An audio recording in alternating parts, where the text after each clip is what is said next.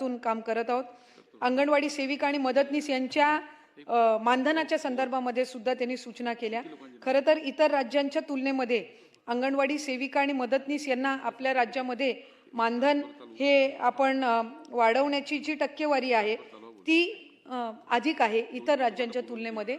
मधल्या कालावधीमध्ये 2020-21च्या कालावधीमध्ये सुद्धा काही मानधन वाढ करण्यात आली आणि 2024 मध्ये सुद्धा मानधन वाढ ही करण्यात आली आणि आता अंगणवाडी सेविकेस दरमहा 13,000 इतके मानधन आणि 2,000 इतका प्रोत्साहन भत्ता आपण देतोय आणि मदतनीस यांना दरमहा 7,500 मानधन आणि 1,000चा आपण त्यांना प्रोत्साहन भत्ता देतोय। त्यांच्या इतर मागण्यांच्या बाबतीमध्ये सुद्धा आपण अधिकाधिक सकारात्मक आहोत।